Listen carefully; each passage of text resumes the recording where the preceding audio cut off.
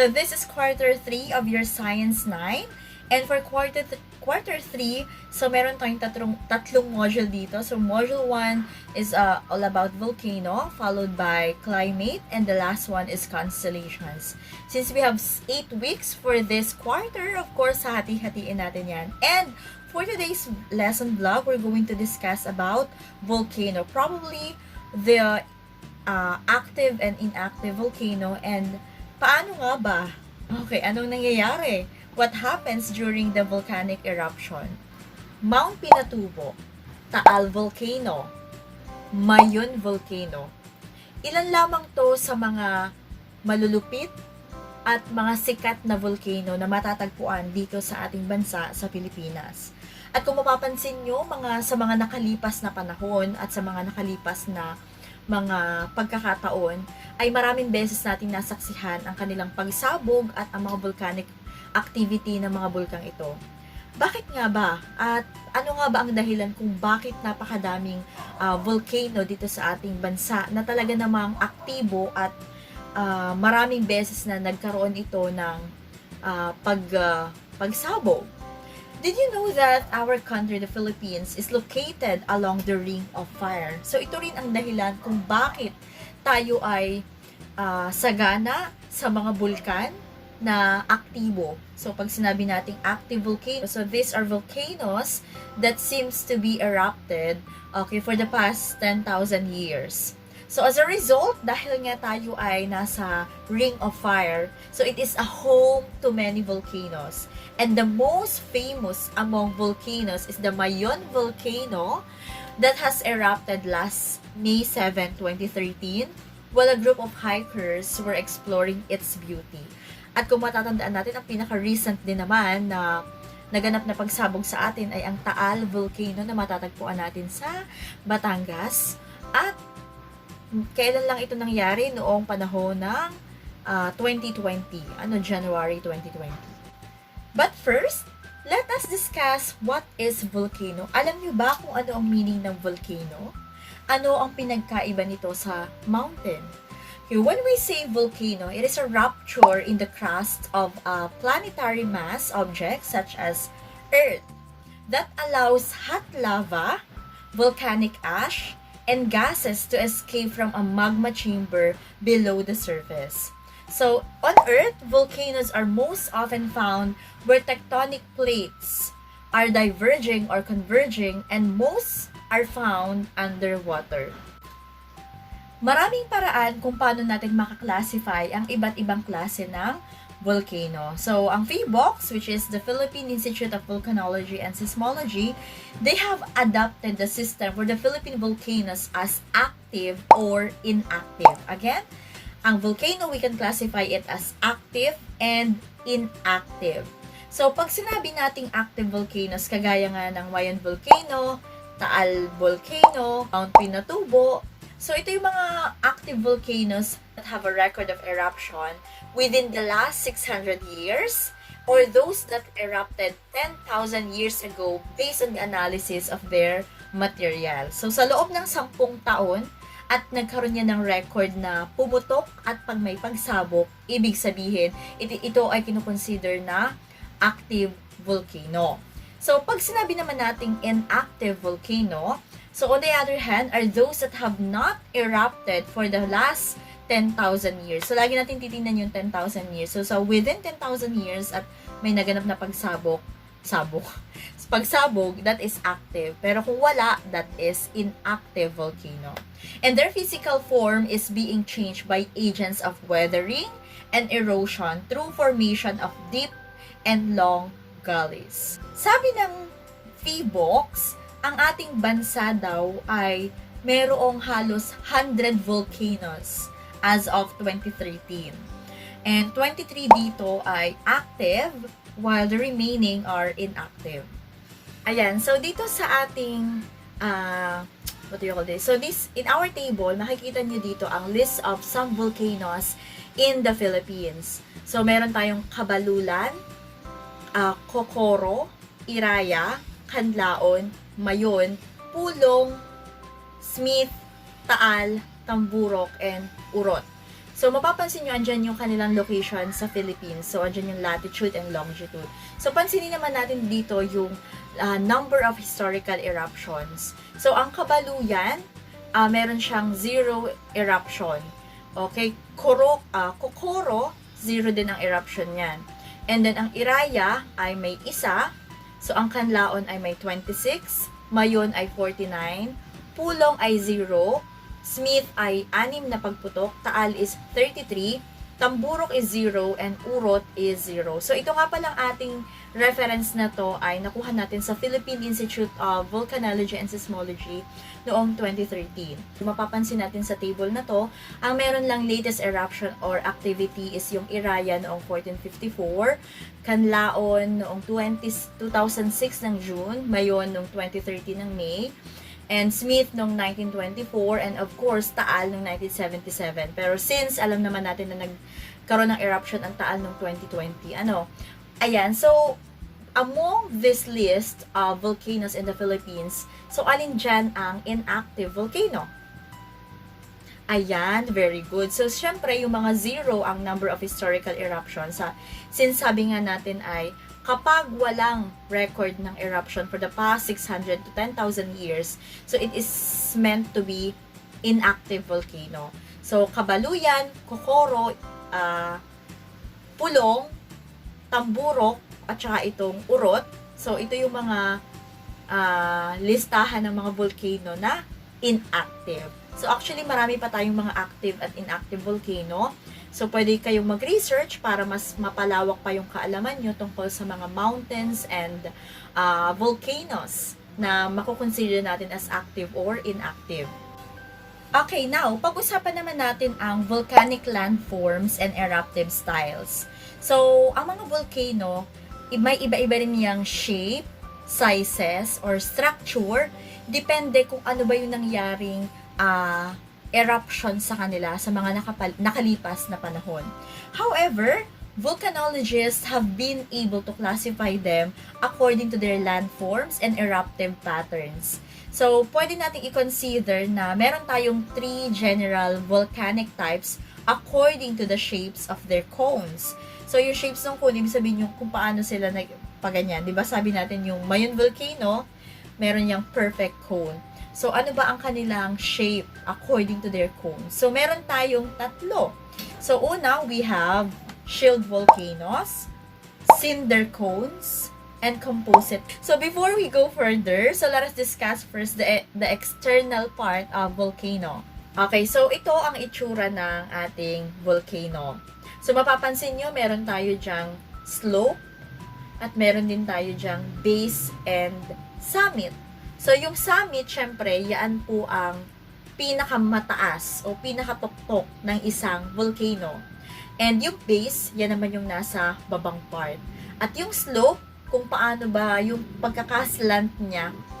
Okay, so yung slope, pamula dun sa summit hanggang doon sa may base, yung kung papapaslant niya. So, yun yung external part ng ating volcano. Summit, okay, slope, and base. So, pag sinabi nating summit, okay, yun yung nasa taas. So, of course, sa volcano, there is an opening which either be a crater or caldera. So, yan yung parang bunganga ng ating mga bulkan. So, yung crater na tinatawag, kagaya nitong mga nasa picture, yan yung mga examples ng mga crater. So, it is a funnel-shaped opening at the top of the volcano, while caldera naman is formed when a part of the wall collapses following an explosive eruption. Okay, kagaya nga nang nangyari dito sa figure na to. So, ganyan. Okay. A volcano can have a crater like Mayon Volcano or can be more than one, kagaya ng Taal Volcano. So, ang Mayon Volcano, meron lang siyang isang crater. Ibig sabihin, isa lang yung pinaka opening niya doon sa tuktok. However, ang Taal Volcano kasi marami yung crater. So, meron siyang 47 craters. Ibig sabihin, marami siyang mga opening. Volcanic eruption or volcanic activity somehow can be very fascinating, right? Although talaga nakakapag-produce siya or nakakapagdala siya ng total damage lalo na sa mga malalapit na lugar doon sa area na yon. Pero hindi rin natin maikakaila na it can give a very fascinating view tulad na lang nito. Ayan. So, 'di ba? Amazing naman talaga yung naging itsura niyan. So, kumbaga, after an explosive eruption, a very scenic cone-shaped structure may be produced or pwede rin magkaroon ng pagbabago sa mga slopes nito. So, ano nga ba yung mga bagay na nagde-determine sa nature of eruption? So, well, actually, we have, or there are primary factors affecting the volcano's eruptive style. At ito ay ma-distinguish natin sa kanilang magma's temperature, chemical composition, and the amount of dissolved gases that it contains. These factors, yung mga sinabi nating factors kanina, ito yung pwedeng makaapekto sa magma's viscosity in different way. Ano ba pag sinabi nating viscosity? Viscosity, this is one of the properties of a liquid. Okay, one of the property of the material's resistance to flow. So, di ba ang mga magma, hindi naman agad-agad yan na ang bilis-bilis niya mag-flow, na parang tubig na pag binuhos mo ay dire-diretso. So, yung magma, syempre, mabagal yan. Kasi nga, they have high viscosity. No, mataas yung viscosity property nila. So, ibig sabihin, it is also described as the liquid's thickness and stickiness. So, the more na sticky siya, the more na makapal siya, the more na mas resistant siya to flow, so mas mataas yung kanyang viscosity level. So, the more viscous, ibig sabihin, the thicker the material, and the greater is its resistance to flow. So, for example, yung mga syrup, yung honey, o kaya yung glue, ito ay more viscous than water. So, kapag kunwari, naglagay tayo ng paslan, tapos binuhusan natin ng tubig, mas mabilis mag-flow yung tubig kaysa dun sa mga honey o kaya ay sa glue. So, kumbaga, ang bagal niyang bumaba. So, yun. Ibig sabihin, kung matigas, kung yun siya nga, medyo makapal yung material niyan, so, mataas ang kanyang viscosity level. Okay, so pag-usapan natin kung paano ba nakakaapekto yung mga factors na yun sa viscosity ng magma na lumalabas sa mga volcano. So, temperature of magma affects the viscosity. In what way? Mataas ba ang viscosity kapag mataas ang temperature? No. So, the viscosity of magma decreases with temperature. So, ibig sabihin, kapag tumaas ang temperature, bumababa naman ang kanyang viscosity. Bakit? Siyempre, pag mas mainit, mas hot yung temperature, ibig sabihin, mas tunaw yung magma. So, kung mas tunaw siya, mas mabilis yung kanyang pag-flow. At pag mabilis ang kanyang flow, it means mababa ang kanyang viscosity level. So, ibig sabihin, the higher the temperature of magma is, the lower the viscosity. Kasi, as lava flows, it cools and begins to harden. So, syempre, kapag nag-flow na yan at lumalamig na ang temperature, syempre, kapag lumalamig na siya, so unti-unti na siyang nahaharden kasi lumalamig, ibig sabihin, mas tumitigas yung magma, mas nahihirapan na siya ngayong mag-flow. Kaya, pag mababa ang temperature, mas mataas naman yung kanyang viscosity level. Factor number 2, we have the composition of magma. So, paano naman nakaka-apekto ang composition ng magma sa kanyang viscosity? So, tandaan nyo na magmas with high silica content are more viscous than those with low silica content. So, the magma that contains less silica is relatively fluid and travels far before solidifying. Ano ba yung tinatawag natin na silica content at para saan ang silica content? So, well, actually, yung mga silica materials, ito yung mga materials like sand, stone, concrete, mortar that contains crystalline silica. So, yung mga silica, ito po yung mga ginagamit sa mga produkto kagaya ng glass, ng pottery, ng ceramics, ng bricks, ng artificial stone. So, the more silica content it has, so the better. Kasi, mas nakakatulong ito para mas mapatibay yung produkto. Kaya naman, di ba, alam niyo yung mga ginagamit sa mga sizzling plate? So, sometimes made of made of magma yun, or siya nga made of lava. Yan. So, ayun, That's for the silica content. So ulit, the more or the higher the silica content of the magma, okay, the more viscous it is. And last, okay, the amount of gas contained in the magma also affects the viscosity. So may mga factor na kapag nadidissolve yung gases sa mga magma, mas tumataas yung kanyang ability to flow. So, kaya naman, yung mga near-surface environments, kapag mas nababawasan yung gases, so, ang nangyayari sa magma, mas nagiging viscous sila, forming a dome or a columnar. So, ayun. So, ibig sabihin, dapat ay mas mababa yung level ng gas. This is an example of lava with less silica content. It has low viscosity that it can travel a great distance, forming a thin sheet. Okay, in this second figure naman, lava with high silica content is too viscous to travel far and tends to break up as it flows.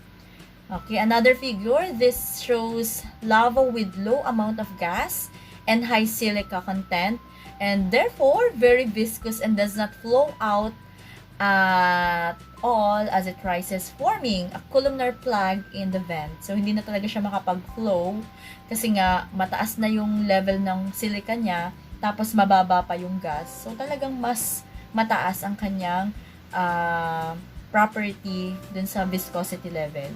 And for the last figure, lava with low amount of gas as it rises has high viscosity that it piles up at a vent resulting a dome.